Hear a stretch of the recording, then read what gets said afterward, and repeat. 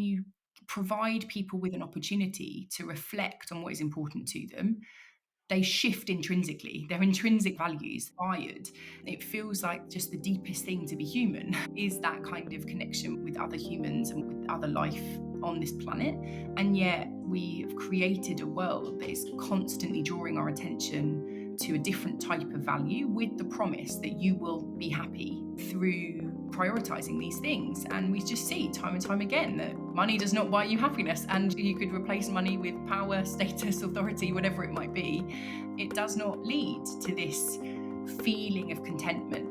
Hello, and welcome to another episode of The Examined Life with me, Kenny Primrose. In this podcast, I speak to a range of leading thinkers about the question that they believe we should be asking ourselves. I personally found the conversations fascinating learning experiences. They've often really made me think again, and so I'm grateful for the people I've spoken to, for their willingness to come and share with me their insights. The series so far has included Michaeline Ducleffe on parenting, Peter Gray on psychological development in children, Catherine Birbalsingh on education, Michael Sakasas on remaining human in a technological age, and William Damon on what purpose is and how to find it. Today, I am delighted to be in conversation with Ruth Taylor, who has been working with values, deep narratives, and culture change for many years. She's been doing this with the Common Cause Foundation alongside other consultancy work. It's hard to overstate just how much values and narratives shape our lives and those of our institutions, yet we barely notice them. Though many of us feel like we're living in a time of collapse for the planet and for democratic society. So perhaps now would be a good time to question the narratives, the values that have brought us to this point, and what might take us forward from here. In this conversation, Ruth helps us to make often invisible values more conspicuous, to see the arms and legs that they have, the work they're doing for us, through us, in us, for good and ill. I found it a really interesting and important conversation, and I hope that you will too. As ever, do please share this with others if you enjoyed it, if you find it valuable, and I'd always appreciate a review on Apple Podcasts or wherever you get your podcasts. Thank you for listening. I'll hand over to the conversation now. Ruth, thank you so much for joining me today on The Examined Life. Thank you so much for having me. I'm excited for the conversation. It's an absolute pleasure to have you here. So the peg on which the series runs is a question we should be asking ourselves. And then hopefully in the process of unpacking that question, we can unpack a bit of your background and where you're coming from with it. Maybe we could just dive straight into that, Ruth. What is the question that kind of preoccupies you, that you think we should be asking ourselves? So I spend a lot of my time thinking about how we can build the cultural conditions that are necessary for a deep-seated foundational sort of transition towards a future where human beings and more than and other than human life is flourishing on our planet. And I am fascinated by that conversation, and I think it's one that can shed light on kind of new ways of thinking about change in lots of different avenues. So it's a question that I'd love to see picked up and asked more. Okay, fascinating. I think as you say, there's a huge amount in that. So the cultural conditions for a future where people and planet are flourishing. Can I ask you what you mean by cultural conditions? That could bring up a lot of different things. So what comes to mind for you when you use those words? Yeah, so that's a really good starting question, because the vast majority of the time when we hear the word culture, we tend to think about cultural artifacts. So we think about kind of arts and culture and the idea of producing great pieces of art or film or poetry or writing books, or we think about heritage and culture. So we might think about national trust properties and museums that we might go to and places like that. And all of those absolutely do come under a kind of definition of culture. I suppose for me, I define culture in its broadest sense. I don't know if you're familiar with there was a story that David Foster Wallace gave once in a speech, and he said, gave this image of two young fish swimming in the sea, and an older fish greets them and says, "Oh, morning, lads, like, how's the water?" And they carry on swimming, and then one turns to the other and says, "What's water?" And to me, there's this sense that culture is that water. It's the water that we are all immersed in, and it's created or yeah, created by, and it reinforces the kind of deep values, beliefs, traditions, rituals that we hold as human beings. So it underpins our politics, our economics, our sort of social institutions. But it really is that sort of fairly amorphous but absolutely foundational arena that we're all in. And cultural conditions are, how do you go about trying to change that water to make a deeper level of social and environmental justice possible, even imaginable? So I would classify it as really the deepest, most foundational type of social and environmental change that we can do. Okay, wonderful. So, social and environmental. I'm glad you brought up the David Foster Wallace speech. I love that speech. I like the little, what do you call it? It's a parable, but the point being that the most kind of pervasive realities are hardest to see, or perceive. And yeah, as you mentioned, you've got this culture, you think of museums and movies and national trust and so on, but really we're talking about something that goes much deeper to the level of, you mentioned narratives and beliefs. So kind of what we're talking about here. Is it assumptions and beliefs? Yeah, so narratives are the kind of known knowns, if you like, the commonly understood ideas that are held by a group of people across a culture. And they help us make sense of the world that we live in. Obviously, as human beings, we are bombarded with so much stimulus, like every day, that we have to have these kind of internal stories within our minds that help us know what is true, or what we perceive to be true and real, as well as the kind of a moral judgment of what is right and wrong. So they're the kind of, I sometimes think of them as the kind of connective tissue between our everyday experiences and then the more foundational values and worldviews that we inhabit. And they're everywhere. We're surrounded by them. We don't necessarily think of them consciously as we're living our lives, but they're almost like firing in our brain all the time that we're interacting with the world around us. We've a kind of increasingly tribalized society where values seem to clash against one another. When you're talking about cultural change at a deep level, at a societal level, with a kind of concept of justice that can be shared by many, do you think there are certain stories that are shared by all of us? I'm sure that there are some. There are some that are definitely, they are seen as being just the way that things are, they're common sense true, that really go across a sort of political divide of left and right, if you like. So deep narratives that come from our engagement with our economic system. So, like an idea that kind of growth is good is a very deeply held, it's embedded in the very cultural fabric that we are all existing within. And it doesn't really matter where on the kind of political spectrum you are, that is something that we just deem to be true. So there are a kind of narratives that are very much part of the kind of modernity, if you like, Mm. that are just, it's almost nonsensical to question them. So the idea of progress, that we are all, that we're going linearly like along a pathway towards something that's better than it has been, is just so built into the ways that we view the world that it almost becomes, yeah, just ungraspable to think that, well, progress is a construct that we have made up and is something of our kind of modern times. And how does that impact how then I as a human being come to see an issue like climate change? Like, when I have that story at the back of my mind, that's the lens through which I am seeing a situation like climate change. What does that do to what I see as being possible, what I deem as being desirable in our kind of reaction to climate change? And they are so embedded that they're almost invisible. And I really believe that a job of change making is to make them visible, to try to understand, do we really all want to believe these things or do we not? And there are differences, obviously. There are people who hold very different stories about the world. You used the word justice earlier, and I immediately thought justice means different things to different people. There are different stories that you would bring to that kind of conversation. But there are some that are very deeply held that I think are cross. They're almost like the cultural paradigm in which we're in. Thank you. My previous question was really clumsy, but you understood it anyway. That's exactly what I was wanting to get at. The kind of modernity, the idea of progress, and as you say, calling out the kind of the dirty water in which we're swimming, like evoking awareness. And so I wonder if we could maybe pull out some of those.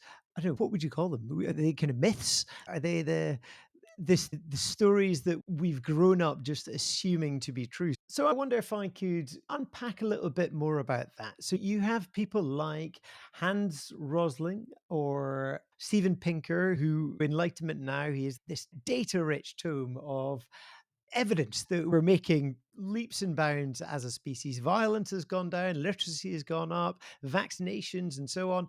There's so much that he would like to point to say progress is progress is just it's axiomatic. It's a part Mhm. of the way things are, and we should keep progressing. I imagine that is a thesis that you might have a few questions about. I guess so. I remember watching Hans Rosling's brilliant sort of YouTube Mm. videos earlier on in my career, and they're very gripping. And there is something reassuring about hearing a story that is one that is positive and things are improving. We're surrounded by very negative content a lot of the time, doom and gloom stuff, and that obviously has a impact on your the way that you are showing up in the world. So in one sense, I remember being very I really enjoyed those videos when I first came across them. I suppose as I've gone on to learn more, I can see their limitations. And I come back to that I suppose that fail-safe phrase that lots of things can be true at once. We can be progressing in a particular measure. So we can be more children in school or less people are living on $1 a day or whatever it is. We can be progressing in those ways. And yet, though, because those are the metrics or the measures that we have deemed the most likely to tell us if progress is happening. But simultaneously, we are threatening the very existence of this planet and all life on it. There is still much suffering amongst human beings and other than human life. It Some things are not measurable on that progress spectrum, if you like, and that feels that they then get discounted, which I think is a real shame. I'm really influenced by an Indigenous scholar called Vanessa Andriotti, who is involved in a beautiful piece of work called Gesturing Towards Decolonial Futures. And it's a collective of individuals from across the world. And she wrote a book called Hospicing Modernity, which really shook the very foundations of my thinking as somebody who works in social and environmental change. And she talks about how we can talk about progress forever and ever, but modernity is built on a faulty promise that it's this idea that we'll eventually just invite more and more people around the table until we've got this really long table and everyone is happy and we're all equal and it's all beautiful. And how that is just a lie. The kind of colonial modernity that we all live in now is founded on the suffering of other human beings in other parts of the world that are non-Western, but also the kind of extraction and the domination of our natural world.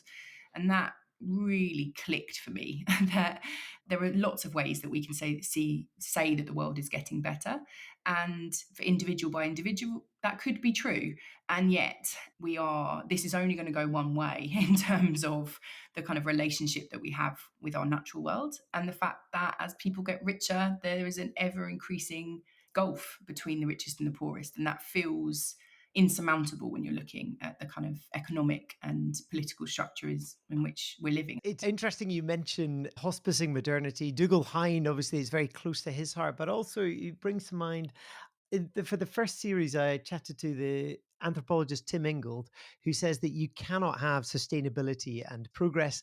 It entails this idea that you've got to replace what's come before, rip it up and move on to the next thing. Whereas sustainability is like, how can we get life to carry on? How can we care for the generation that's coming up on the planet and look after it? The idea of progress might lend itself to numbers, but as you said, there are things that you can't measure in an increasingly utilitarian calculus of kind of happiness or success, Mm. there are things that will fly below the radar but are arguably more important. Yeah, absolutely. And all of this comes down to those kind of cultural waters that I was talking about. They Within those cultural waters, the things that we desire are set. We experience cultural kind of cues. We're conditioned to believe that some things are more important than other things. And this is where we absolutely start talking about values, that I should value wealth. I should value my own success. I should value how people see me. I should Mm. value being the sort of person that someone will say, oh, she's very successful and influential and she has a lot of money and she's very attractive and all of this. Those are the things that I am told repeatedly throughout my life that I should be putting worth in, right? And I'm not hearing messages that are about actually what we should really value is ensuring that we, as a collective ecosystem on this planet, are living with care for one another and with respect for each other's lives and all of that. Like, that isn't a message that I receive very often. And so, what does that do to our inner lives and our inner assessments of the ways that we as individuals show up in this planet, but how we respond to one another and how we live together, but also the structures that we create, the economy that we make, the school system that we create, the health system that we create. How are those impacted by this kind of weighting towards particular interpretations of what progress is and what success is and what it means to live a good life? I think if we were to shift some of those very, very deeply held ideas and ideals, we would be able to create a world that maybe we can't even imagine right now because we are so seeped in the waters that currently exist. Is it serving the people that have them? So if we've got, let's say, we grew up in the West, in 21st century Britain with social media and Hollywood influences or whatever, and we've got this hierarchy of values with a common sense idea of success, beauty, and status, and so on. I guess I'd like to ask whether, regardless of the impact on the planet, does that serve people well, do you Mm. think? No, I really don't. And I'm going to speak. Maybe this is in the world of conjecture. I don't necessarily have a nice social science study to, to back this up. But from my work at the Common Cause Foundation, we're a really small organisation and we work translating, if you like, a body of social psychology, academic research into the language of social and environmental change. And we look extensively at human and cultural values. And something that surprises nearly everyone I ever talk to about this is that what does come out in the research is that the vast majority of human beings do place more importance on what we tend to refer to as intrinsic values. So things that feel inherently worthwhile to us. And they are things like equality, protecting the environment, community, creativity, things like that.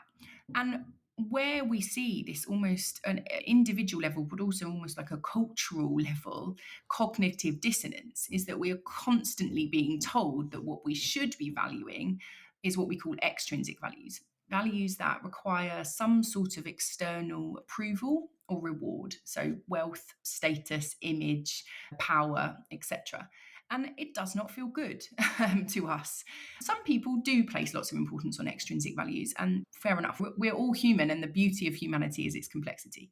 But it I think what I meant about conjecture is, to me personally, really feel that at the heart of our global mental health crisis is something to do with a culture that is leading us in a direction that maybe we do not intuitively, inherently feel is one that will make us happy and give us good lives and let us live in community with one another and in the incredibly, amazingly beautiful, intricate world in which we are a part. And that for me feels just immensely sad. It's tragic. That is the kind of fallout of a capitalist, neoliberal, separatist world that we've made. What seems especially pernicious is that what's promised is happiness, right? Mm, There's this kind of paradoxical kind of truism that when you aim for happiness, you entirely miss your target. It's when you aim for other things that happiness is a byproduct that yeah. comes into view. The research shows that, like, when you provide people with an opportunity to reflect on what is important to them, they shift intrinsically. Their intrinsic value. wired. It feels like just the deepest thing to be human is that kind of connection with other humans and with other life on this planet. And yet, as you've said, we've created a world that is constantly drawing our attention to a different type of value with the promise that you will be happy through prioritizing these things. And we just see time and time again that money does not buy you happiness, and you could replace money with power, status, authority, whatever it might be. It does not lead to this feeling of contentment. And that is such a shame. It makes me think of St. Augustine's definition of sin was like disordered love. It's Mm, like you've got your priorities out of whack. And I guess the studies you've looked at would say that intrinsically we know what is actually of value. But I was reading something you wrote for the Common Cause Foundation, and the research you pointed to, or maybe you did yourself, points out that we suspect other people's values are extrinsic while yeah. we ourselves know what is intrinsically valuable, like social connection or nature or whatever. That's Mm. fascinating. Is this a product of capitalism, consumerism? Why are we cynical about what other people are after? Yeah, it's so this is called the values perception gap. And it's exactly that. It's the idea that we assume that other people are much more motivated by what we might call extrinsic values than they actually are. So this idea that other people are out for themselves and all they care about is their what's in their bank account or buying the latest designer labels or how many likes they get on social media, etc. And we tend to be fairly accurate when we're thinking about people that we know well. So, when asked to reflect on the values of our friends and family, we tend to be more accurate. As soon as it's a little bit far removed, this seeming misperception comes into play. And it's dangerous. One, because it means that on an individual level, we perhaps are less likely to act in line with our own intrinsic values because we feel like the odd one out.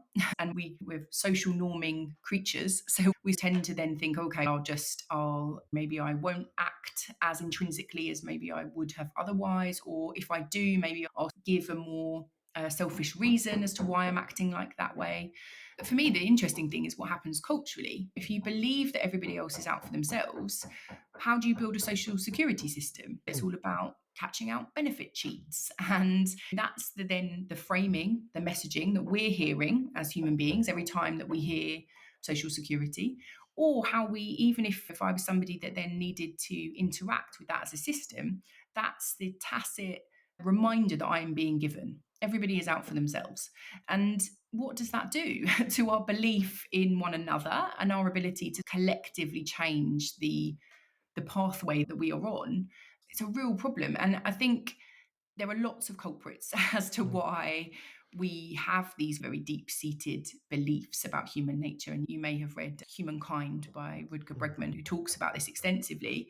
I think it does come through in things like political rhetoric, and it comes through in definitely in the media's framing of social issues. But it comes through in more implicit ways too. The fact that if I go to my local library and I get the latest book and I'm excited to go home and read it, I have to go through security barriers that are reminding me that on the whole, people are more likely to steal these books than aren't. mm. And that's another sort of tacit reminder of this very deep story. So there are lots of ways that is carried. And if you think about social and environmental issues, the way that we understand human nature, the way that we understand our fellow human beings, has a huge implication on how then we conceive of change happening. Do we think it's even possible? It's very easy to just say, we'll never solve climate change because everyone's too selfish.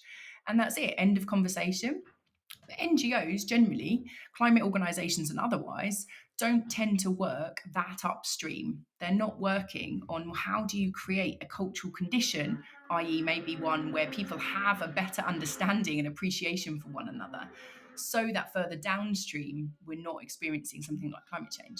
That just doesn't happen. That is not the type of strategy that we employ in the change sector. And it is, I believe, fundamentally, we have to start working more at that upstream level if we're wanting to actually tackle durably, the challenges that we're facing on a day to day basis in today's world. You mentioned humankind and the idea that we're potentially like the story we have is maybe the Hobbesian, like life is short, nasty, and brutish. Yeah. Lord of the Flies. If you leave us to our own devices, we're going to destroy each other. And there's some fascinating research that just turns that on its head. So I think there was, and is it in humankind? There was a story of a kind of Lord of the Flies type scenario, and the Mm. reverse was the case. They cooperated. Yeah. There's also, is it Jamil Zaki, who studies hope and cynicism? He had an example of two Brazilian fishing villages. One, they competed against each other, and the other, they had to cooperate to fish.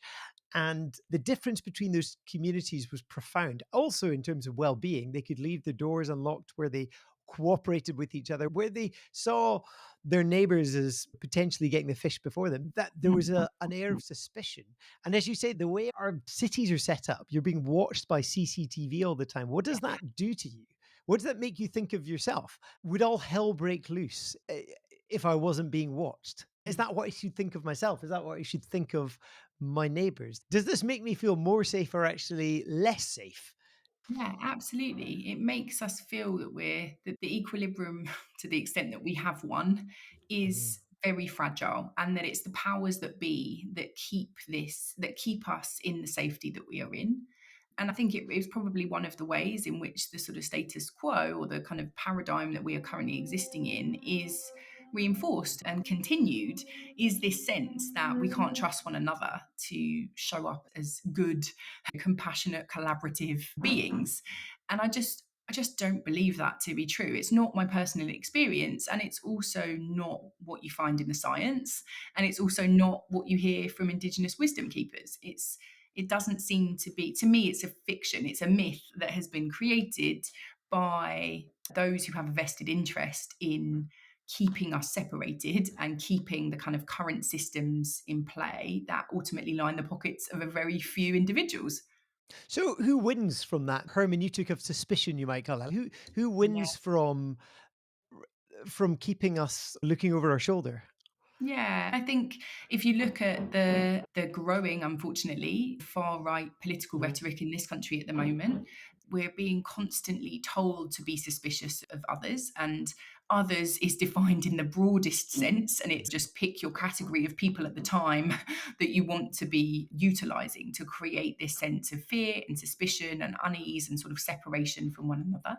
And I think ultimately that benefits people who wish to grab more power, to be able to create more money, to be able to extract more from the planet, to live a luxurious life, which we are all told continuously is the life that we should be seeking. And maybe that it works for them for their Mhm. short period on this earth, but it fundamentally is leading us on a course of complete destruction. And I think on an individual level does not make us happy, makes us feel very insecure in what should be our one precious life. There literally is this kind of divide and conquer mentality. I think it Mm. might be helpful to bring in here a distinction that you make in your work between like deep narratives, the roots of what we're talking about here, and then those other offshoot narratives, which might be that asylum seekers are going to come here and take our jobs. Would you mind Mm. unpacking a little bit about what you mean? Because I think that's essentially what we're talking about here. Yeah, absolutely. So I tend to think of this as a kind of nesting, like a nesting of Mm. narratives. It's Russian dolls. And there's work to be done at every level. So it's not to diminish more surface level, or what I tend to call issue specific narratives. They are important and we need to work on those today. But as well as being conscious of and having an eye to whether we are unintentionally reinforcing harmful, dominant, deeper narratives that kind of keep the system or the status quo in play, if you like. So, if I were to give you an example, today in the UK, I could open a paper, and let's say I open one of Rupert Murdoch's papers. I'm likely to read a story about maybe a refugee or a migrant, and that story will be framed in a particular way. So it will, as exactly as we've been saying, it's likely to try to incite me to feel a feeling of threat. that this person is someone who is out to, or is maybe not even intentionally, but is going to, through as a kind of consequence of their actions, is going to somehow harm my standard of living or the standard of living of people that I love. That's a sort of story. The narrative that falls out of that would be something about, when I see those stories again and again and again, not always about immigration, but a similar type of storyline, a narrative forms that will be something about hardworking British families are suffering because people are coming over to our country and taking advantage of our generosity and our kind of goodness, if you like. That's the sort of narrative that is created. And there'll be lots of work by migration or refugee rights organisations that will be trying to shift that narrative. How do you ensure that media articles are framed differently? How do you ensure that voices of the people that are on the move are being heard? All of that incredibly important work. What often gets missed is that if we think of our kind of nest, the smaller, kind of deeper narratives at play that allow that narrative of migration as being this kind of threat and taking advantage of our generosity to be powerful, there are narratives that exist that allow that to feel that it makes sense, are things around British exceptionalism, things around racist ideas of white supremacy, things around what it means to have a home and to belong in a country. Those deeper narratives often are unmoved by the work that we do to shift a more issue specific narrative. And those deeper narratives impact, let's take British exceptionalism. That's a very old and very embedded story or myth. And we carry that with us, regardless of what issue area it is that I'm talking about or I'm having my attention brought to. So, yes, it impacts how I think of migration, but it also impacts how I think about homelessness or climate change or biodiversity loss or whatever. We just enter your social or environmental issue area here. There's something about how do we work at that deeper level very intentionally to not just shift the possibilities on one social or environmental challenge, but on a whole host, because ultimately they are the product of the same narratives. They are the product of the same skew of values. And I think there's work to be done at that, excavating down into that, the deepest part of this narrative nest, if you like, that we need to get better at doing, more kind of fluent in that work, if you like. Have you ever felt your own narratives change as you become Oh, aware of that's them? a great question. Yeah, and I probably maybe think about this more intentionally or very have this under the microscope more than your average person because this is my work.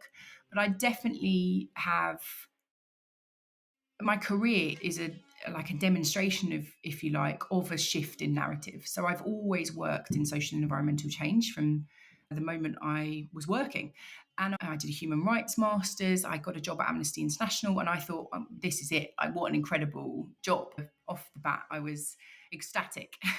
And then I very quickly became very frustrated with that way of working, the sort of traditional campaigning tactics that we draw on, the unassessed assumption that through small incremental changes, we will slowly but surely reach the sort of scale and depth of change that's required to solve all of these social and environmental challenges that we see around us all the time. And I just didn't I just didn't buy that as a sort of theory, if you like. But I went in feeling that an organisation like Amnesty and lots of others are doing incredible work, that this is the forefront of justice, if you like. And that narrative for me has changed over time, that I no longer believe that it's just about tweaking the existing system to make more room for more people and more kind of life, that actually the system itself is not, it will never be such that we will see real, true equality and human and planetary flourishing, that we need something actually drastically different. And that is one that's taken me years to feel comfortable with, because there's some very big implications for your personal life, but also for your sort of career in thinking like that. And two, I now feel excited by it. It now feels, yeah, that is the work that I want to be doing, but I believe that's the work that we all need to be doing to really see the depth and scale of change that's required. But it's taken me some time to get there, and that has been a real narrative shift. Thank you for sharing that. So, your perspective now sounds like that of a revolutionary of ideas. Like the assumptions are just wrong-headed at the moment, and the change needs to be so far upstream that it requires an entirely different way of kind of thinking and inhabiting. And I wonder if so we've talked about a few things: progress, the ideas of the good life, individualism. All of these are devastating for the planet, really bad for communities, not even good for our own happiness. Let's say I arrive at the same conclusion as you, which actually I have. These things are, I need to constantly call myself out and not be drawn in because the world outside is pulling me that way. But in my moments of sobriety, where I can say there's zero appeal in being pulled towards it, what do I do then? How do I identify a different set of values that chimes more with flourishing? Flourishing is the word you used in your question. Yeah, it's a really good question. And I do think there's something about becoming very bringing your values to the forefront of your mind. If in today's secular world, if you are not religious, there are very few places, if any, where you can really reflect on your values. And I think that is a really terrible thing because it means that we live blind to our own intentions or our own motivations, and it means that we don't have them at hand to help us assess different situations. If I'm presented with a decision to make, how do my values help me make that decision?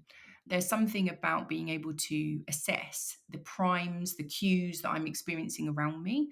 What values are these trying to draw to the surface within me? Are they the ones that I want to foreground in my life, Mm. or would I like to foreground different ones? I always find this. I went to the cinema yesterday to see Conclave, which is amazing, brilliant film. But anyway, at the beginning, you sit there and you watch all of these adverts. And there's always an advert of kind of the latest Audi or something, and your car adverts are always very sexy looking, and they really lean into extrinsic values that you are going to look immensely cool, and you're going to be very popular, and you're going to look really desirable if you have this car. And I'm someone who really wants to live my life prioritizing and foregrounding intrinsic values. I try to design my life as much as I can around those values. And yet you find yourself in that cinema thinking, oh, I would look great in the newest Audi. You can't help it. We're human. This is why advertising is so powerful. It taps into our abilities. We also have those values to a certain extent. We also have them. So there is something really powerful about that. And so now I go into the cinema feeling this sense of I am armored with the values that I know that I hold to be important. And when they try to convince me to get the latest Audi, I won't spend 20 minutes fantasizing about how popular I'm going to look. Mm. With that new car. There is something about being able to navigate your world with your values on your sleeve, if you like, so that you can constantly refer to them. Are these the things that I'm wanting to prioritize in this world, in this life, this one life that I have? I think that's really important. And it comes with practice. It's a habit like anything else, leaning into it further and making yourself fluent in your values and giving yourself practice at assessing a situation in the world and thinking through how does this align with the values that I want to prioritize in my life. And I think perhaps people would change their actions, definitely, but perhaps they would reflect differently on the ways that they think change is going to happen at a bigger scale. I think you become more reflective on what you think is needed to make that change happen. Are we going to solve climate change just by everybody doing a bit more recycling? Probably not. There's something about being more reflective and that being a kind of primer, if you like, for reflecting more deeply about the world and what it needs. The idea of valueception, as I understand it, is that we have, if you like, an innate ability to perceive what is of value in the world. And you might say truth, goodness, and beauty. That isn't told to us by the culture around us or by our parents or whatever. We kind of sense it. Is that something you'd go along with? And do you think if we all took a step back, we paused, spent more time in valueception, trying to sense what is of value, there'd actually be good deal of consensus between us of what's of value, as in we wouldn't Mm. end up with 100 people with 100 different ideas of what's of value. Yeah, I think there's something in there. There's many Indigenous scholars that talk of kind of this deeper type of knowledge. So, a knowledge that isn't like brain first. It's not a kind of rational assessment. It's like knowledge that you feel in your gut. And how much of the time we are able to understand something about the world through that type of wisdom that we can't access just through our brain and what is scientifically or data driven or proven or whatever. And I do believe that to be true. There is something about the patterns that you see throughout human history that lead us to the same kind of creation again and again. Truth, beauty, and goodness that you referred to. There is something about the fact that we have always been drawn to particular ways of being that is incredible. And again, Indigenous scholarship will often say something about how those types of senses are being muted by our culture. So today, perhaps in the modern Western world, that sense, that ability to intuitively lean in to what is inherently good on this planet is dulled, or where that kind of definition of what is good is defined by the culture in which we're in, and we're not really provided much opportunity to do that valueception ourselves.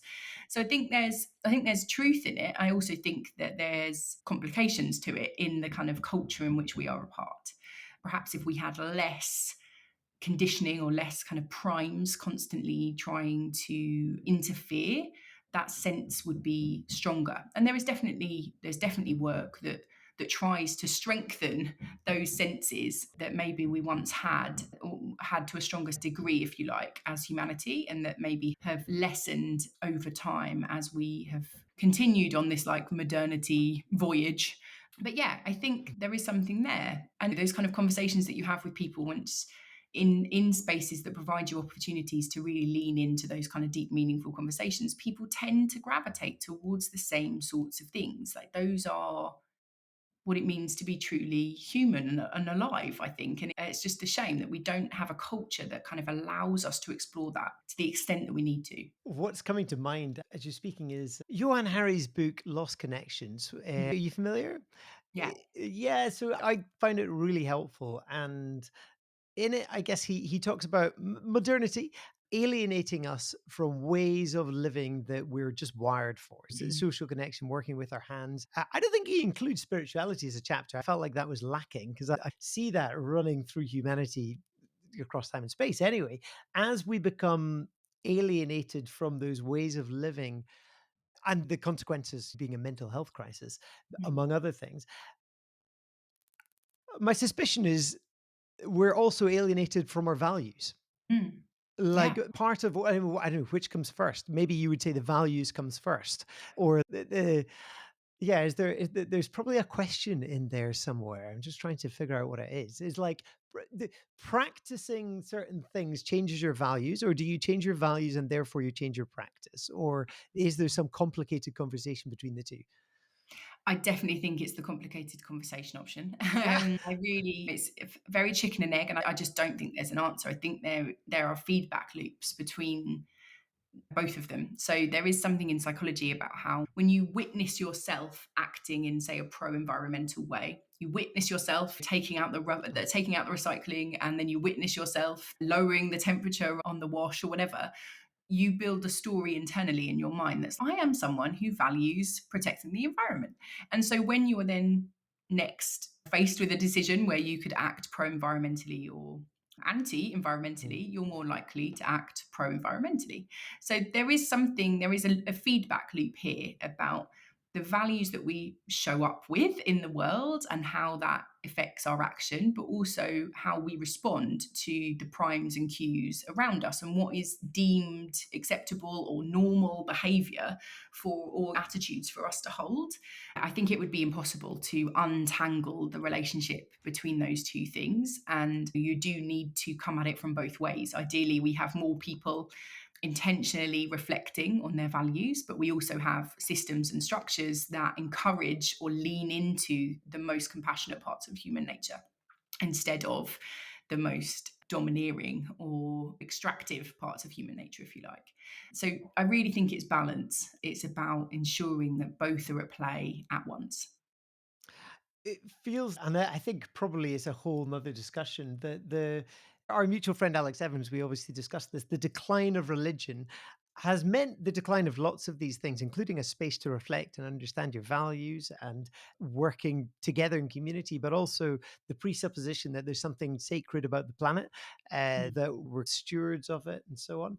The kind of stories that religion traffics in for lots of people. So let's say the biblical narrative, Mm. that's obviously serving a lot of people, but is also serving increasingly few at the moment. Do you see this as leaving a kind of myth vacuum, something that can scaffold a different set of values? Yeah, I really agree. And Alex and I have talked about this lots of times. And it's a fascinating kind of question of what is left when membership of various religions is declining. What kind of comes in to take that place? And often you do see is this kind of consumerist narrative of with through more consumption will you become your full self and feel fulfilled and happy, etc. Or we have the kind of this rise in mindfulness or similar types of Mm. spiritual endeavor, which again in our capitalist world often come with price tag, and it doesn't, there is a gap that remains. And so what is it that fills that void? And at the moment, I really don't think there is a kind of answer to that question. We don't really have many potential players lined up to come in to fill that void. Under capitalism, everything sort of becomes about wealth accumulation and capital gain. And that doesn't feel true to the same type of narrative that we see in religious tradition. And I really don't know what the answer to that is. I think there is something about community, something about human beings having spaces and places to come together that are not dependent on some unifying factor. You will work together or you will support the same football team or whatever it Mhm. might be, but also places that it's not the capitalist kind of cultural hegemony, if you like, isn't the unifying force. When at the moment we can all go to a shopping centre together, or we could all go to a coffee shop where there's some sort of transaction that's being expected. There's the loss of kind of those like third spaces, if you like, where we can come together. So not house or home or workplace, but these kind of third community spaces. And I think that's from work I've done. I think there's real appetite for places like that, rise of kind of public living rooms and street parties and community connection that way. And I'm not saying that replaces religion in any way, because of course it doesn't, but it offers an interesting place for narratives to form that is not dependent on capitalism, basically.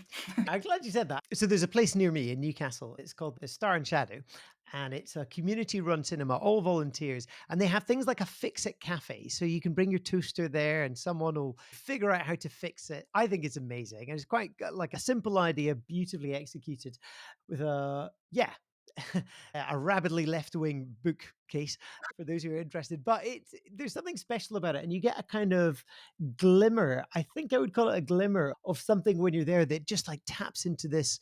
The, for me, it's a kind of core value of kind of community, something not transactional or utilitarian or instrumental. And that excitement that I feel around those kind of places that I also feel in religious spaces is there's a feedback that I'm being told something there, right? When I get a glimmer, I think I'm trying to pay closer attention to those moments that I'm like, this is different. This is so different from the pervading norm of my day in the Mm, supermarket, in the workplace, or whatever.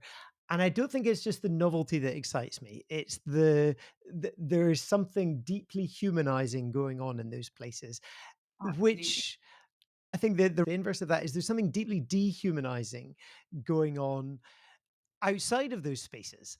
Yeah, And there's a sense in which I guess what we're talking about is values are humanizing things like those deep intrinsic values.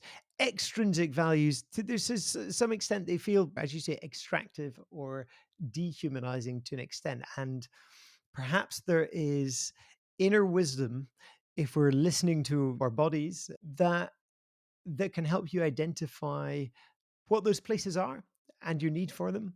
Yeah, Yeah. absolutely. So I've been doing some work recently with the Emerging Futures team, who are a department in the Joseph Rowntree Foundation, Hmm. a large funder in the social justice space here in the UK. And the Emerging Futures team, they talk about glimmers too. They use their Hmm. exact word of Ah. how do you find those glimmers of and that give you a sense of what could be, what the world could be if we were to design that world from a different set of values. And I think partly it's that it's like it's time travel. It allows you a way of seeing what a future could be and feel Mhm. like, which I think is really important. But two, it has that feedback loop of telling you that actually there are people alive on this planet today who care about that stuff, who do embody those values and are living as much as they can in alignment with those values in a world that is maybe attempting to steer them differently along with everybody else, and creating different pockets of reality that are sit outside of the sort of the structures that we currently are surrounded by. And that, I think, is just so important. And we need more funding to pool into those places to allow them to grow and to not be co opted, importantly, back into the system of today. And I think a lot of that work happens intuitively. I'm sure that the people that are running that incredible space that you mentioned in Newcastle have not set out with a kind of, we want to offer a glimmer of what an alternative reality could look like. They are doing it because it feels right. It's an intuitive, Mhm. emotion driven, values driven action. And that, I think, speaks volumes about what it actually means to be human. I find that really helpful. I think back sometimes to the initial lockdowns in COVID, and although it was a dire time in lots of ways, and lots of people had a horrific experience, I also thought there was this liminality to it that there was a space where people, certainly my experience was, values changed. Like, Yeah. things paused. People had dinner with their families. They helped out their neighbors. They clapped for carers. There was so much that, and then, oh, my experience at least was doubling down on what it was before. Yeah. It was depressing, but there was a glimmer. There was the liminal space that suggested different approaches to life. Cultural conditions were being built that felt qualitatively different. I really agree with you, and it's not to diminish the struggles that were felt in that time and the limitations of the way that cultures and societies did show up to Hmm. meet those struggles. Clapping for carers was never going to, that wasn't what was needed. We did need real payment and Hmm. PPE for people. But at the same time, you did feel this sense of a bit of a vortex, a kind of, oh, a moment where we recognize collectively that we have designed our world and we could design it differently. And that, I think, is so powerful and so rare. And again, how incredibly quickly did the existing system, the existing paradigm swoop in there and co-opt us all back into, nothing to see here, close that Mm. quickly, let's all carry on with business as usual. What we need to do is eat out to help out. That is what happened. And Yeah, it yeah. shows you how incredibly we are swimming upstream to try to land these new narratives. And so it's by no means an easy task, but occasionally you see, and I think exactly as you've said, the beginning of COVID was a moment where we had this kind of, I don't know, the foundations wobbled and we saw, Mm. oh, okay, actually, this could be different. And how do we try to sustain that feeling in times of, in air quotes, normality, if you like? Yeah, interesting. It's maybe think our discussion of surveillance and things like that gives us the impression that the social contract is very fragile. I actually wonder if it's the reverse. It's the system we're in is actually very fragile, and beneath it, something could emerge into something generative that would give way to flourishing. But Yeah. yeah. Yeah, and how do we steward the what I believe to be the collapse of Mm. a kind of capitalist, modernist, colonial world? How do we steward the collapse of that in a way that leads us to a more generative and flourishing time for humanity and for the rest of the planet with care? because it does feel at the moment people are scared, and understandably, the ground that we are standing on feels very insecure and wobbly. And fear is the reaction to that. And I completely get it because I feel it myself. Hmm. And there's something about how do we allow for the closure of this chapter with being led with our values, like with care, with compassion for one another, with an ability to harvest whatever has been good from colonial modernity into our next chapter. And that's hard work. And of course, none of us have done it before. So we're all feeling in the dark here. But I think it's the big questions that we do need to be thinking about, and not just the more immediate how do we deal with the challenges that are slapping us in the face on our day-to-day lives, which are important, and we do need work at that more downstream level too. But if we're not considering these larger questions and these more upstream root causes of the challenges that we're facing, we risk replicating them in whatever way comes next. There's that question, that kind of Dougal Hine question of how do we make good ruins? How do we, yeah, hospice modernity, if you like. One of the ways I think is by reading your Substack, Ruth, I and don't want to I don't want to claim it's the savior of the world, but no, but you are working in this space, and you're working, I think, really helpfully in this space.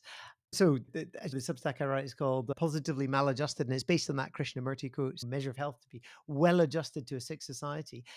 One of the things that I think has been clear in this chat is that becoming aware of the values that we're surrounded by and what our own values are, and taking the time to understand them. I wonder if we could land here on, are there any other things we can and should be doing, looking for glimmers, if you like, for different ways of being that will help create cultural conditions necessary for flourishing? And let's say, not just as it's too abstract when you think of national or global or planetary flourishing, but if we start in our own backyard, what comes to mind?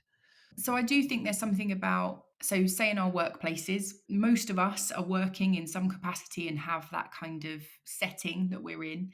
There is something about reflecting on the values and the narratives that are instantiated in the way that we are interacting with one another, and reflect. I really believe that the work of social and environmental change does not and cannot be the responsibility of NGOs. It just can't be. It's a collective, these are collective crises, and NGOs, as powerful as they can be, are not the only organizations that have a role in shaping those kind of cultural value waters that we're all in, if you like.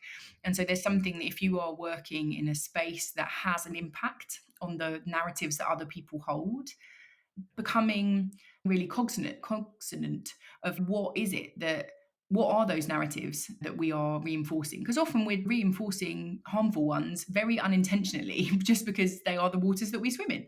And so there's a reflective piece there, as I've already said, about becoming really aware of our own values.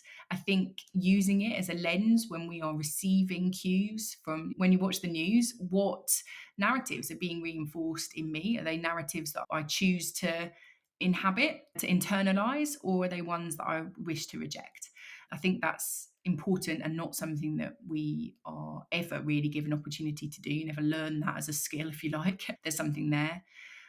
The young people in our lives, making sure that we're being really conscious of the narratives that we are reinforcing in people at a very fluid time in their life, where our values are being really influenced by the world around us, and the conversations that we're having with others. I think that's also really important. More tangibly, I run a course called Values 101 for the Common Cause Foundation, which you are very welcome to come to. They're public, and so we always have a real mixture of humans on each one. I'm obviously very biased, but I love it. I think it's brilliant. And so if this has sparked interest for you, there are places to go to have these conversations more. Yeah. In fact, there's loads to go on off the back of that. So thank you so much, Ruth, for sharing your wisdom and your insight. And my hope is it certainly made me think about priorities and values and how these shape life today, and also what's leaching into me that I'd actually like to become more aware of from the world around me. So thank you very much for your time and this conversation. Oh, thank you. I hope you enjoyed listening to that episode of the Examined Life podcast. If you did, then do please rate it and share it with others. You can peruse the back catalogue of conversations and questions on the website examined-life.com and sign up for the Substack newsletter called Positively Maladjusted. In the next episode, I'll be in conversation with the writer and journalist Rosie Spinks, talking about what we do now that we are here. If that sounds ambiguous and vague to you, then you'll have to wait till the next episode to find out more. In the meantime, I will leave you with this taster. Is it, weekend trips or shopping or, expensive beauty treatments? Like, can you dial back on some of that stuff and start spending your time and energy on generative things or free things like singing in a choir, working in a garden, creating art, doing things that are more cyclical and generative and give back to the world around you rather than just taking from it.